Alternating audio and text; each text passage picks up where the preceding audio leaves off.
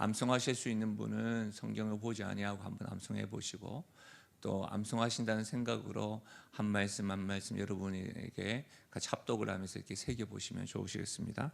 함께 말씀을 합독하겠습니다. 시작. 여호와는 나의 목자시니 내게 부족함이 없으리로다. 그가 나를 푸른 풀밭에 누이시며 쉴 만한 물가로 인도하시는도다. 내 영혼을 소생시키시고 자기 이름을 위하여 의의 길로 인도하시는도다. 내가 사망의 음침한 골짜기로 다닐지라도 해를 두려워하지 않을 것은 주께서 나와 함께 하심이라. 주의 지팡이와 막대기가 나를 안위하시나이다. 주께서 내 원수의 목전에서 내게 상을 차려주시고 기름을 내 머리에 부으셨으니 내 잔이 넘치나이다.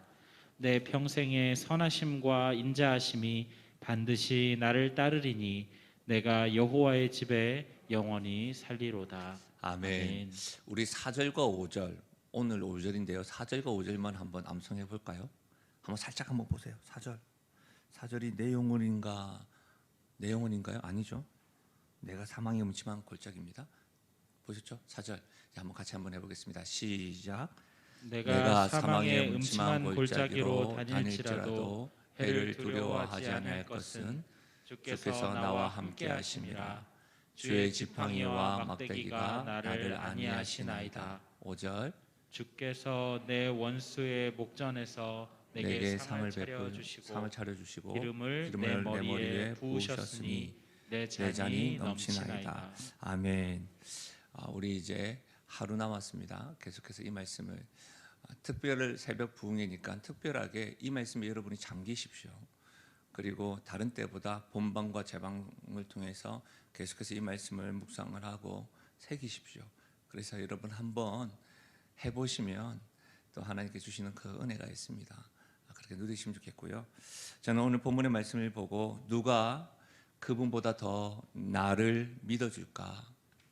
누가 그분보다 더 나를 믿어줄까라는 제목으로 말씀을 나누겠습니다. 저는 계속해서 시편 23편의 핵심 메시지가 1절이라고 말씀드렸습니다. 돌보시고 인도하시는 목자를 알고 따를 때 부족함을 없게 된다. 부족함이 없음을 알게 된다라고 말씀을 드렸죠.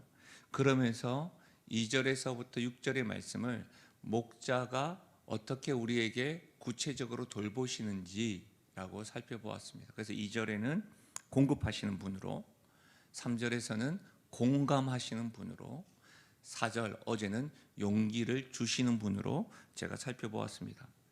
실제로 많은 학자들과 또 우리가 시편 23편 읽어보면 5절과 6절은 조금 분위기가 느낌이 다릅니다. 꼭 이런 거죠. 목자에 대해서 송령, 찬사하는 것 같습니다. 돌보시고 공급하시고 공감하시고 용기를 주시는 분에게 찬사를 하면서 시인이 노래하는 것과 같은 그렇게 들립니다. 그러나 제가 시편 23편 말씀을 여러분 같이 나누고 저 역시도 묵상을 하면서 이 말씀은 국민의 말씀이요 불후의 명작과도 같은 이 말씀을 제가 신선하게 조금은 색다르게 접근하고 살피면서 은혜를 나누기를 원한다고 여러분과 나누었습니다. 그래서 저는 5절과 6절 역시도 구체적인 돌봄의 모습으로 해석을 하여서 교회와 가정과 각 개인에게 말씀을 적용할 수 있도록 이렇게 함께 말씀을 나누도록 하겠습니다. 우리 오늘은 5절인데요. 5절 말씀을 다시 한 번 더 우리 함께 읽어볼까요? 시작. 주께서 내 원수의 목전에서 내게 상을 차려주시고 기름을 내 머리에 부으셨으니 내 잔이 넘치나이다. 아멘. 여러분 5절 이 말씀은 얼핏 보기에 좀 해석이 또 이해가 잘 되지 않는 또 경우가 있습니다. 좀 쉽지가 좀 않아요. 갑자기 원수가 등장하죠. 계속해서 목자와 양으로만 이렇게 이야기하다가 갑자기 원수가 등장합니다. 그리고 상을 차려주시고 기름을 머리 위에 붓고 잔이 넘친다 이렇게 말하고 있어요. 그래서 여러분 오늘은 이 식구와 이 노래를 상을 차려주시는 것이 무엇인지, 머리에 기름을 붓는 것이 무엇인지, 그리고 내 잔이 넘친다는 무엇인지를 우리가 좀 살펴보면 이 말씀이 좀 더 선명하게 다가올 것 같습니다. 먼저는 원수가 누구일까요? 여러분, 우리가 지금까지 시편 23편을 이제 계속해서 이번 한 주간 했으니까 여러분 원수하면 딱 떠오르는 인물이 있을 거예요. 그렇죠? 다윗을 가장 힘들게 하였던 다윗의 말년에 셋째 아들 인물 중에 한 사람이 누구죠? 압살롬으로 생각할 수 있습니다. 그렇죠? 그러나 여러분, 오늘 우리가 읽었던 이 개역 개정 성경에는 원수라고 표현되어 있지만 영어 성경과 원어로 보면 원수들이라고 되어져 있습니다. 다시 말하면 다윗을 괴롭힌 복수의 사람들인 거죠. 영어 성경으로만 봤을 때에 단수와 복수로만 이해할 수 있는데 이것을 원어로 보면 이 원수라는 단어는 차라르라고 하는 분사형 명사입니다. 그러니까 이 무슨 의미냐면 고통을 주다, 괴롭힘을 더하다 이런 뜻의 원어예요. 그러니까 여러분 원수는 다윗의 원수들, 복수의 사람들인데 어떻게 해요? 그를 미워하고 괴롭게 하고 고통을 주는 사람들입니다. 살펴봤던 것처럼 다윗의 영혼을 피폐하게 만들고 흔들어 놓을 뿐만 아니라 사망의 음침한 골짜기를 다니게 하는 장본인들, 그들을 다윗의 원수들이라고 할 수 있겠죠. 그리고 사망의 그림자로 다가오는 두려움의 대상들, 그들이 원수입니다. 여러분 실제로 다윗에 대해서 공부를 하고 또 다윗에 대해서 알아가고 배워가다 보면 다윗이 살아가면서 마주했던 대적들은 한둘이 아니었습니다. 대표적으로 우리가 사울로 생각을 하고 또 대표적으로 압살롬을 생각을 하지만 한두 명이 아니었습니다. 굉장히 많았습니다. 리더들에게는 항상 그렇겠죠. 그리고 여러분 이렇게만 생각할 뿐만 아니라 하나님을 목자로, 예수님을 우리가 선한 목자로 섬기고 따르는 양된 우리의 모습을 보고 비아냥거리고 비웃는 사람들, 그들도 뭐예요? 원수입니다. 그러면 사랑하는 여러분, 원수라고 생각되어지는 사람들이 여러분에게 지금 이 시간에 이렇게 떠오르십니까? 나를 미워하거나 나를 괴롭게 하거나 고통을 주는 것이 그들의 삶의 이유인 것처럼 보이는 이들 말입니다. 최근 들어서 내 영혼을 흔들어 놓고 내 존재 자체를 부정하게 만드는 대상 말입니다. 최근에 여러분에게 두려움으로 다가왔던 그 대상들 말입니다. 나의 믿음과 신앙, 심지어는 어떤 의미에서는 내가 특별 새벽 부흥회 한다 이렇게 했더니 어떻게 해요? 나의 믿음과 신앙과 하나님에 대한 태도까지도 비웃고 비난하는 이들이 원수입니다. 목자 되시는 주님을 위해서 살려고 다짐하고 결단하는데 얼마나 가나 보자 이렇게 말하는 사람들, 하찮게 여기는 이들 원수입니다.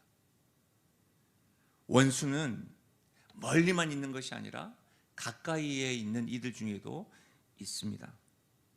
그런 원수들 앞에 예수님께서 뭐라고 합니까? 주께서 내 원수 앞에서 뭘 하신다고요? 상을 베풀어 주십니다. 이 상을 베풀어 주신다라고 할 때에 표준 세 번역에 보니까 내 원수들이 보는 앞에서 내게 잔치상을 차려주시고, 잔치상이라고 번역을 하였습니다. 공동 번역에 보면 원수를 보라는 듯이 상을 차렸다라고 되어져 있습니다. 원수가 보라는 듯이. 여러분, 그래서 이 상을 차려줬다는 것이 잔치상으로, 또 원수가 보라든지 그래서 그냥 상으로 이렇게 번역을 해놓고 있는데, 성경에서 보면 여러분 실제로 함께 식사하는 장면들이 많이 기록되어져 있죠. 특히 예수님은 이 식사를 굉장히 중요하게 여겼죠. 그래서 바리새인들은 식사는 예수님을 보고 비아냥거리기도 했죠. 근데 예수님이 식사하셨던 그 모습 가운데 여러분 예수님이 식사하셨다 하셨을 때 가장 먼저 떠오르는 장면이 어떤 장면이에요? 최후의 만찬, 맞죠? 이렇게 또 성찬을 하는 그런 모습일 거라고 생각돼요. 예수님께서 마지막이라고 하셨던 그 최후의 만찬. 어쩌면 우리가 최후의 만찬 이렇게 떠올리는 것 중에 하나가 레오나르도 다빈치의 그 최후의 만찬 그 명화가 우리에게 또 이게 각인되어서 그런 것일 수도 있을 것 같습니다. 사실 저는 최후의 만찬 그 굉장하잖아요. 근데 만약에 다빈치가 생존하신다면 제가 꼭 부탁드리고 싶은 예수님의 모습이 있어요. 최후의 만찬, 뭐 제자들의 그 모습들 말고도 요한복음 21장에 있는 그 예수님의 모습을 한번 꼭 그려주시면 안 되겠습니까? 남겨주십시오라고 말씀드리고 싶어요. 여러분 요한복음 21장 12절 한번 보십시오. 예수께서 이르시되 와서 조반을 먹으라 하시니 제자들이 주님이신 줄을 아는 고로 당신이 누구냐 감히 묻는 자가 없더라. 예수께서 가서 떡을 가져다가 그들에게 주시고 생선도 그와 같이 하시니라. 이것은 예수께서 죽은 자 가운데서 살아나신 후에 세 번째로 제자들에게 나타나신 것이라. 최후의 만찬을 하실 때에 예수님께서 제자들에게 순환을 당하시고 그리고 다시금 내가 부활해서 너희들보다 앞서 갈릴리에 가 있을 것이다 라고 말씀하셨습니다. 지금 부활하셔서 갈릴리에서 지금 제자들을 만나는 모습입니다. 그리고 특별히 예수님이 제자들을 위하여서 어떻게 하죠? 숯불을 피우고 조반을 준비하셨습니다. 베드로는 이 요한복음 21장 말씀을 보면 예수님이라는 하는 소리를 딱 듣고 고기를 잡다가 겉옷을 입고 바다에 뛰어듭니다. 아마도 베드로는 예수님의 그 말에 감격해서라기보다는 좀 다른 의미가 있었던 것 같아요. 또한 육지로 딱 걸어왔을 때에 예수님께 숯불을 피우고 있었는데 베드로는 그 숯불을 보고서는 아마도 예수님을 세 번이나 부인했던 숯불 앞에서 불 앞에서 세 번이나 부인했던 그 모습이 떠올랐음이 분명합니다. 예수님은 지금 숯불을 피우고 조반으로 베드로를 위로하고 격려하고 있는 거예요. 실제로 여러분 베드로의 입장에서는 곁에서 떠나지 않으면서 늘 속삭여대는 원수가 있었습니다. 그건 바로 자기 자신이었어요. 제가 왜 이렇게 이해를 하고 해석을 하냐면 여러분 최후의 만찬으로 한번 돌아가 보겠습니다. 마태복음 26장 33절인데요. 한번 들어보십시오. 최후의 만찬일 때 베드로가 예수님에게 이렇게 이야기합니다. 베드로가 대답하여 이르되 모두 주를 버릴지라도 나는 결코 버리지 않겠나이다. 예수께서 이르시되 내가 진실로 내게 이르노니 오늘 밤 닭 울기 전에 너가 세 번 나를 부인하리라. 베드로가 이르되 내가 주와 함께 죽을지언정 주를 부인하지 않겠나이다 하고 모든 제자도 그와 같이 말하니라. 제가 왜 그렇게 이야기했는지 아시겠습니까? 예수님께서 십자가에 달리시기 전에 제자들과 최후의 만찬을 하셨습니다. 그리고 제자들에게 오늘 너희들은 모두 나를 버릴 것이다 라고 이야기했더니 베드로 갑자기 벌떡 모두 주님을 버린다 할지라도 저는 결코 버리지 않겠습니다. 아니야, 너는 오늘 특별히 닭 울기 전에 세 번 너는 나를 부인할 거야 했더니 제가 죽을지언정 절대로 부인하지 않겠습니다. 그렇게 이야기했어요. 근데 어떻게 됐죠? 여러분, 베드로는 세 번이나 예수님을 부인했습니다. 제자들도 저희들도 그렇습니다. 주님을 따르겠습니다 했는데 제자들은 다 예수님 붙잡히고 나왔을 때 다 도망갔습니다. 지금 베드로와 함께 고기 잡고 있는 제자들은 어쩌면 모일 때마다 예수님께서 잡히시던 그날 십자가에 달리실 그날에 대해서는 누구도 입 밖에 내지 않고 꺼내지 않았음이 분명합니다. 특히 베드로는 자기 자신에게 너무 실망한 나머지 고향으로 돌아가 처음 예수님께서 너는 사람 낚는 어부로 콜링하시고 부르셨는데 사람 낚는 어부의 모습이 아니라 이전과 같이 고기 잡는 어부의 모습으로 살아가고 있을 때 그때 예수님께서 어떻게 하고 계시죠? 숯불을 피우고 고기를 굽고 떡을 굽고 그들에게 조반을 먹이신 겁니다. 예수님을 부인하고 배신자로 스스로 죽어가고 있는 베드로에게 예수님은 사랑의 조반으로 채우고 있습니다. 주님의 사랑으로 준비한 조반으로 배반을 덮어버렸습니다. 주님의 사랑의 조반으로 베드로의 배반을 지우셨습니다. 그리고 여러분, 예수님이 베드로에게 하신 말씀을 성령께서 저와 여러분에게 하시는 말씀으로 알고 우리 함께 한번 읽어봐요. 요한복음 21장 15절인데요. 함께 읽겠습니다. 시작. 그들이 조반 먹은 후에 예수께서 시몬 베드로에게 이르시되 요한의 아들 시몬아 내가 이 사람들보다 나를 더 사랑하느냐 하시니 이르되 주님 그러하나이다. 내가 주님을 사랑하는 줄 주님께서 아시나이다. 이르시되 내 어린 양을 먹이라 하시고. 여러분 깊이 한번 묵상해 보세요. 베드로 입장에서는 절대로 자기가 다시금 예수님 나는 주님을 사랑합니다라고 말할 수 있는 입장이 아니에요. 베드로가 자기가 먼저 그것이 회복되어지고 주님을 향해서 사랑 고백할 수 있는 입장이 아니에요. 왜?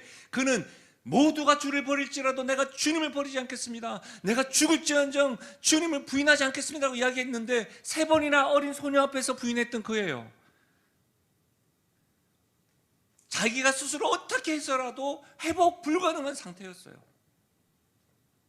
죽었던 상태였어요. 그런데 예수님께서는 숯불에서 생선을 굽고 빵을 챙겨 먹이신 후에 하시는 말씀이 뭐예요? 베드로야, 너가 이 사람보다도 나를 더 사랑하느냐?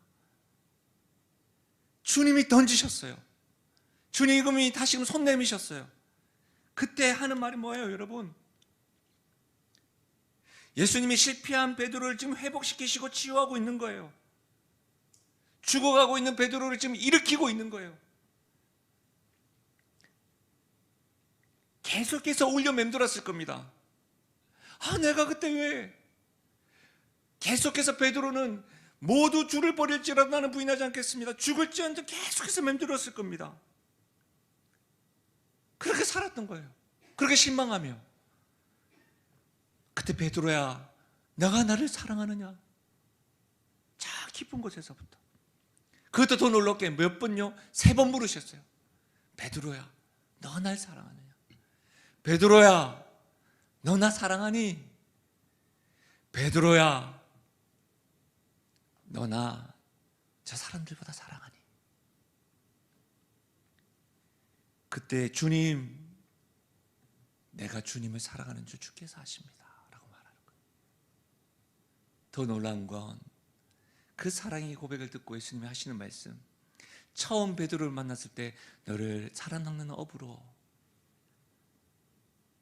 부르셨던 그 주님께서 베드로야, 내 양을 먹이라.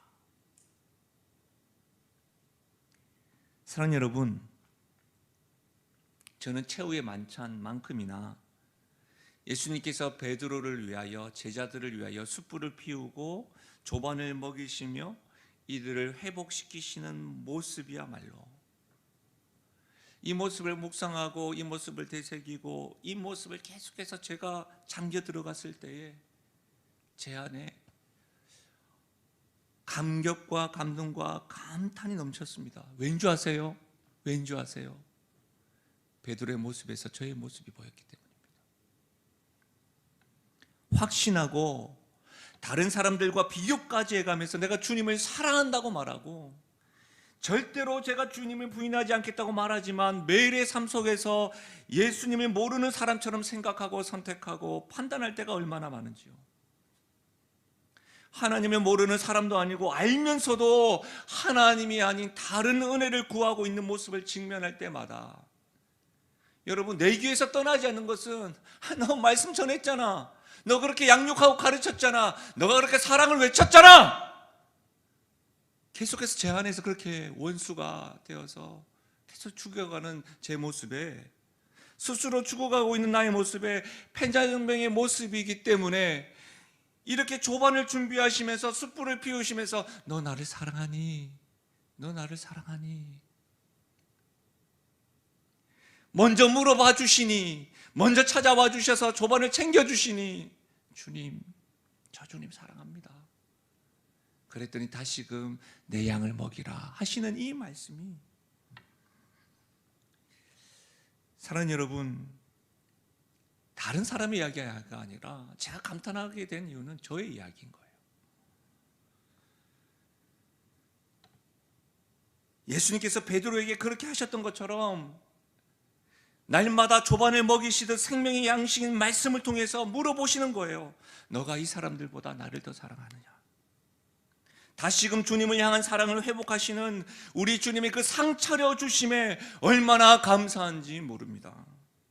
사랑하는 여러분, 오늘 새벽에 현장과 온라인을 통해서 계속해서 하나님께서 생명의 말씀으로 먹이시고 고치시고 회복하시는 이 일들을 여러분이 경험하시고, 생명의 양식으로 여러분을 먹이시는 주님의 그 사랑을 여러분 반드시 누리시고 경험하시기를 예수님의 이름으로 축복합니다.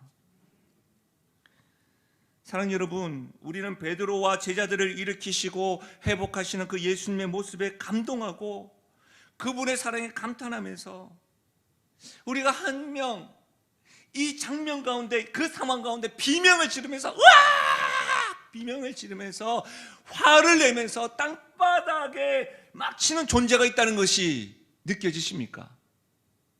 누굴까요? 네?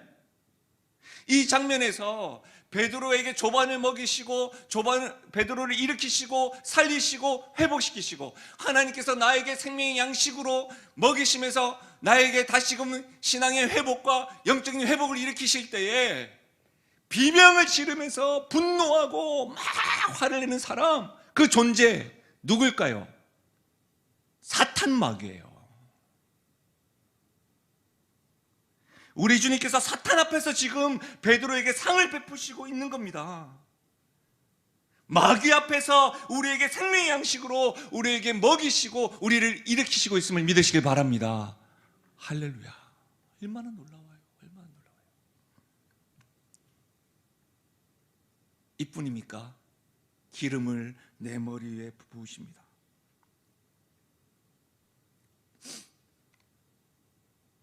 기름을 바르는 것은 왕이나 중요한 직책을 임명할 때 사용했던 방식입니다. 그렇죠. 근데 여러분, 우리가 다윗에 대해서 제대로 공부는 하진 않았지만 다윗에 대해서 한번 생각을 해보십시오. 다윗의 아버지 이새도, 그의 형제들도, 그 주변에 있는 사람들도 모두가 다 다윗이 왕이 될 것이라고는 생각도 하지 않았습니다. 다윗은 그냥 그 가정에서 막내였고 목동일 뿐이었습니다. 그래서 선지자 사무엘이 베들레헴 왔을 때에 이새는 다윗을 부르지도 않았습니다.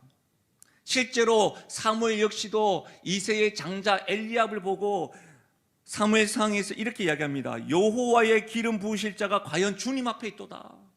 외모적으로 볼 때 굉장히 엘리압이 왕다웠나 봐요. 사무엘이 볼 때도 딱 봤을 때 여호와의 기름 부으실 자가 과연 주님 앞에 있구나, 이렇게 이야기했으니까요. 그러나 결국 하나님께서는 나는 외모로 보지 않고 중심을 본다. 그리고 사무엘에게 알리고 사무엘이 이새에게 알려서 다시금 다윗을 부르고 다윗에게 결국 기름을 부으셨죠. 그러고 하는 말씀을 들어보십시오. 사무엘상 16장 13절입니다. 사무엘이 기름 뿔병을 가져다가 그의 형제 중에서 그에게 부었더니 이날 이후로 다윗이 여호와의 영에게 크게 감동되니라. 기름 부음을 받은 이날 이후로 다윗이 여호와의 영에 크게 감동되니라. 아마도 다윗이 이때를 생각하고 노래를 하고 있는지는 정확하지 않습니다. 그러나 기름 부음 받은 이후에 다윗은 여호와의 영에 크게 감동하였습니다. 하나님의 영에 날마다 사로잡혔다는 말입니다. 사랑하는 여러분, 하나님께서 기름 부으실 때 어떤 영이, 성령이 임하였다는 거예요. 많은 사람들 앞에서 다윗에게 기름을 부었어요. 이 말은 뭐예요? 내가 이 사람을 선택했다는 거예요. 내가 이 사람과 함께 했다는 증거로 성령이 감동했다는 거예요. 다른 사람들 중에, 가족 중에도 그 중에서 기름을 부으실 때 어떻게 한 거예요? 특별한 대우를 한 거예요. 특별한 사람임을 증언한 거예요. 예수님 당시에도 여러분, 귀빈 대접을 할 때에, 귀빈들을 집으로 초대했을 때에는 기름을 머리에 부었습니다. 그래서 예수님께서 한 바리새인의 집에 초대받고, 여러분, 마리아가 향유를 깨뜨리고 예수님의 발을 딱 깨뜨렸을 때에 거기서 막 비난하는 바리새인들에게 예수님이 하신 말이, 누가복음 17장에 보시면 너는 내 머리에 감람유도 붓지 않았다라고 이야기하셨어요. 그러니까 예수님 당시에도 귀빈들에게, 귀빈을 대접하고 귀한 손님에게는 머리에 기름을 부었다는 거예요.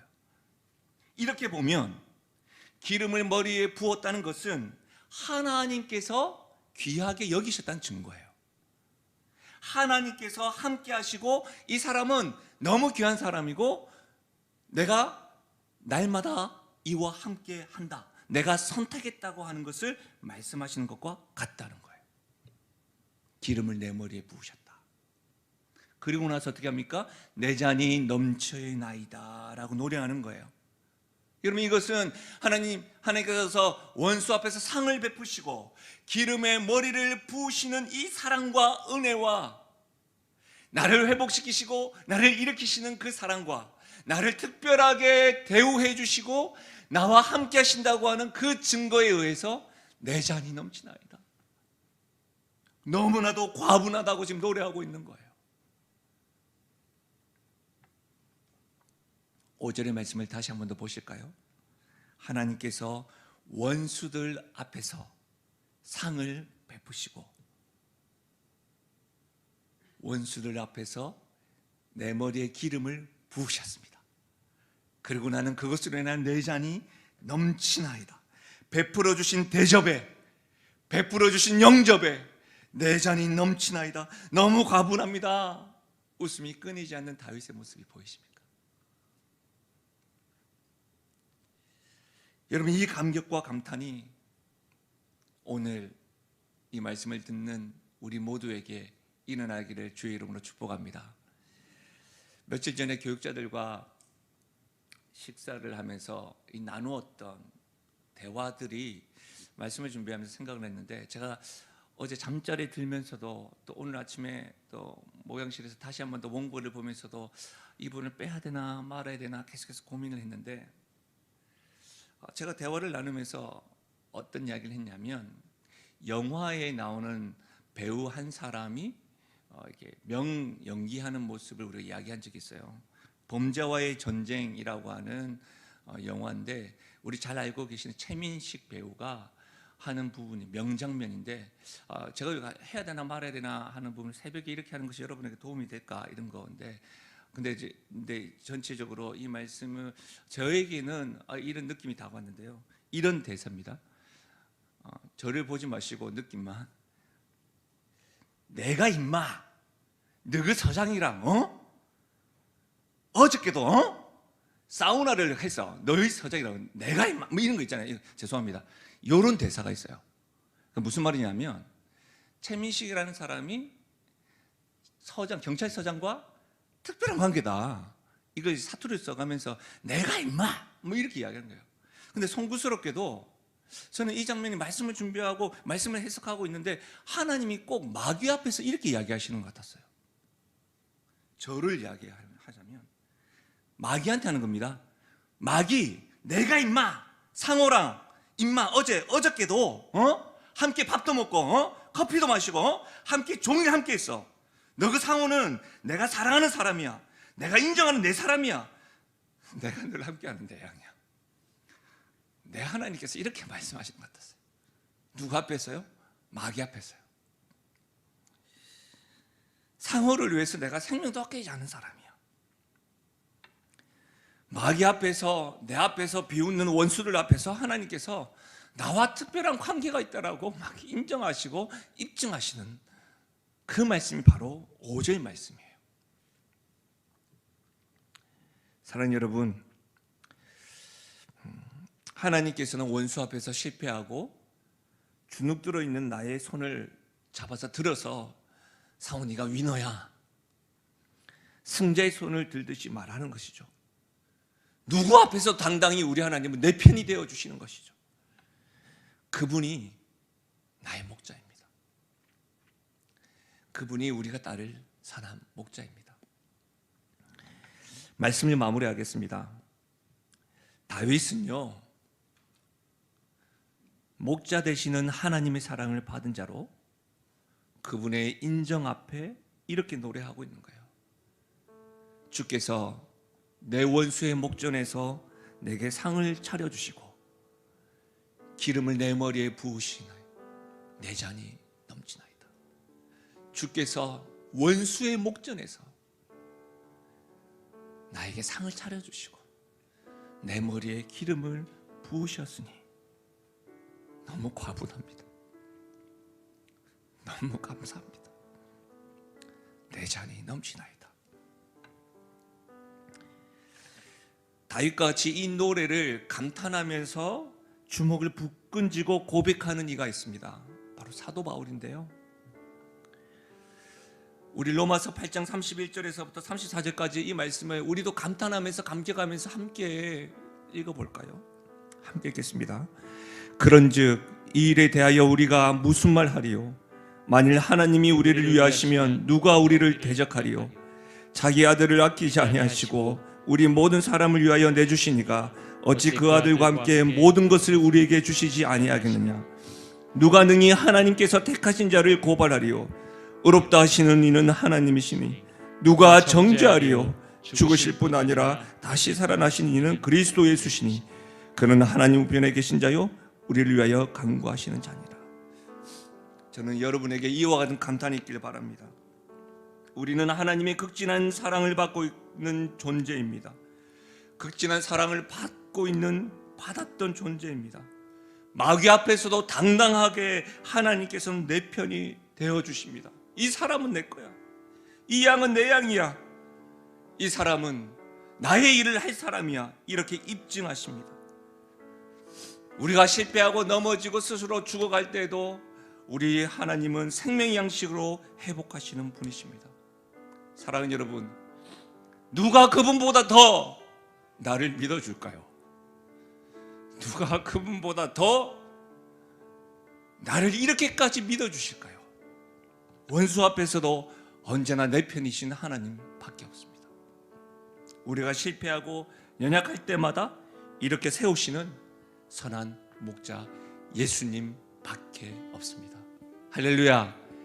이 예수님을 우리가 찬양하고 감탄하고 감격하고 예수님 앞에 서서 이렇게 내 잔이 넘칩니다 노래했으면 좋겠습니다. 우리 시간에는요, 제가 어머님과 우리 어머니와 또 우리 장로님들 권사님들과 제가 청년 때 참 많이 불렀던 노래입니다. 나의 등 뒤에서 나를 도와주시는 주. 우리 이 찬양을 조금 빠른 박자로, 우리 좀 기쁘고 즐겁고 확신에 찬 박자로 우리 함께 같이 찬양하며 나가겠습니다.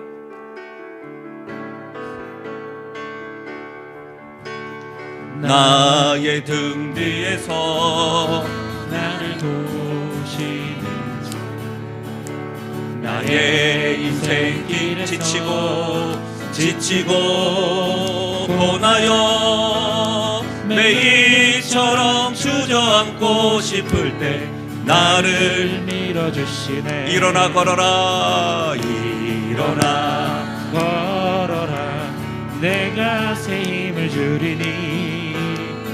일어나 너 걸어라 내 너를 도우니. 여러분 일어나 걷겠어요?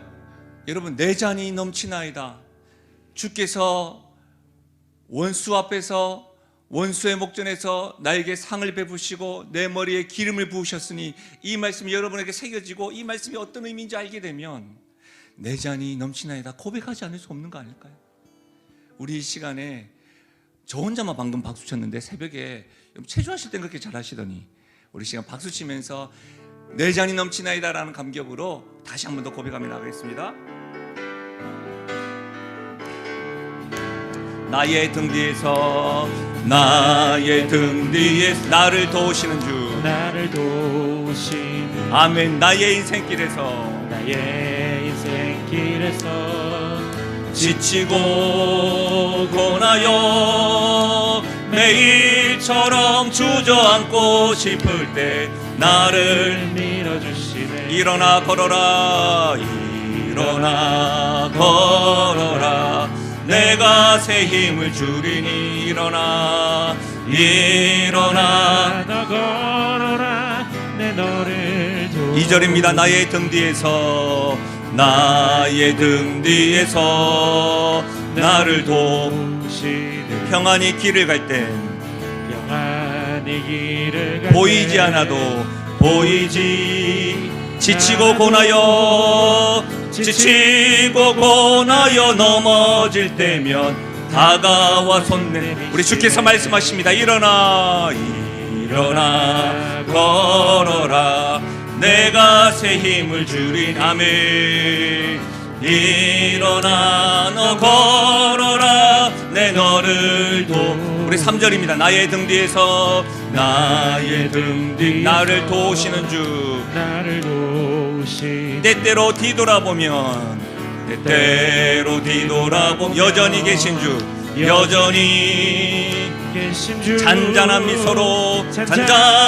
미소로 바라보시며 나를 재촉하시네. 사랑하는 여러분 일어나십시오.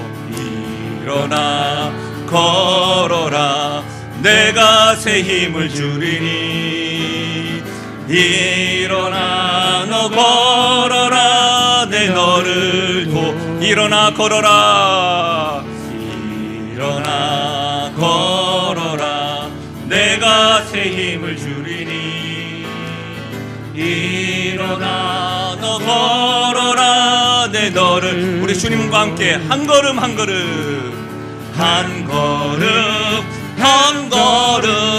주 예수와 날마다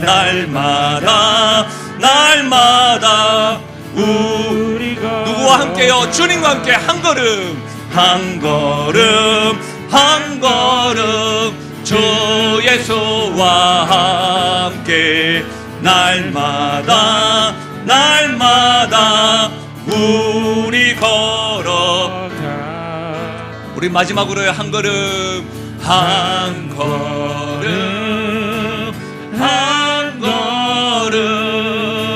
주 예수와 함께 날마다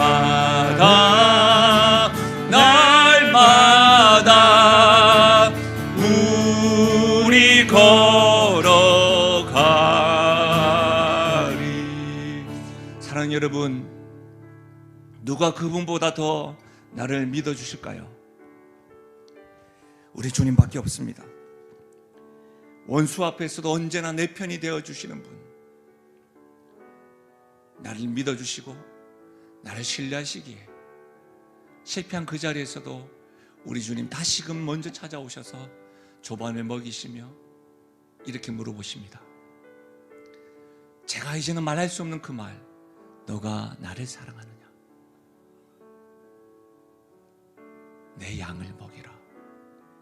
오늘 생명의 양식을 준비하신 주님께서 여러분에게 말씀하실 때에 내 머리 위에 원수 앞에서 기름을 부으시는 그 주님, 내 사랑이다. 내가 이를 사용할 거야. 날마다 성령의 감동함으로 이와 함께 할 거야. 이 음성이 들렸을 때에 주님 앞에 감탄하고 감격하여서 회복될 수 있도록, 주님, 실패 가운데서도 원수 앞에서도 내 편이 되어주시고 나를 믿어주시는 주님, 나도 주님의 믿음에, 주님이 믿을 만한 사람이 되겠노라고 말씀을 생각하시면서 여러분 주님의 그 질문과 손잡으심과 일으킴에 여러분 같이 일어나시고 주님 앞에 기도하시고, 여러분 부탁드립니다. 개인 기도를 꼭 하셔서 여러분 그 자리에서 오늘의 이 말씀이 적용되어지고 흘러갈 수 있게 해달라고 여러분 함께 기도하시고 마무리하시면 되겠습니다. 함께 주 앞에 나아가겠습니다.